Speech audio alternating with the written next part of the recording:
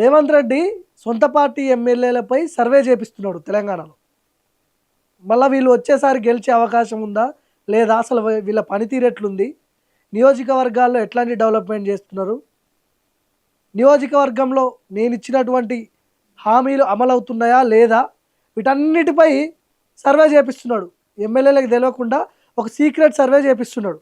ఉమ్మడి వరంగల్కి సంబంధించిన జిల్లాలో రేవంత్ రెడ్డి ఒక సీక్రెట్ సర్వే చేయించినప్పుడు కళ్ళు బైర్లుగా అమ్మే రిపోర్ట్ వచ్చింది రేవంత్ రెడ్డికి.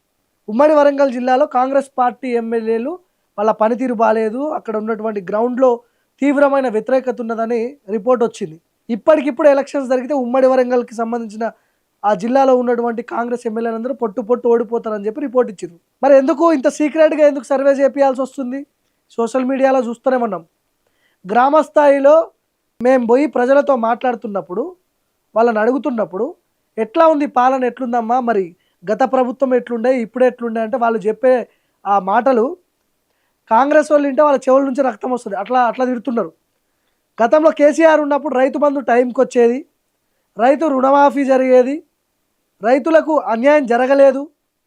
ఇప్పుడు రైతు ఆత్మహత్యలు జరుగుతున్నాయి, రైతు బంధు పడట్లేదు. ఇవన్నీ ఆ డిఫరెన్సెస్ ఏవైతే ఉన్నాయో వాళ్ళు చెప్తున్నారు.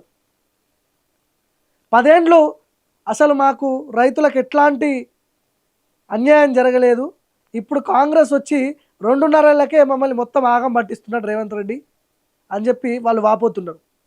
సో ఇప్పుడు ఈ ఇంటెలిజెన్స్ రిపోర్ట్స్ రేవంత్ రెడ్డికి వెళ్ళింది. గ్రామంలో గ్రామ స్థాయిలో మన మీద వ్యతిరేకత ఉన్నది సార్, కొంత మీరు దృష్టి పెట్టాల్సిన అవసరం ఉందా అని చెప్పి వాళ్ళు చెప్పినప్పుడు రేవంత్ రెడ్డి ఒక సీక్రెట్ ఆపరేషన్ చెప్తాడు కదా ఈ సర్వే.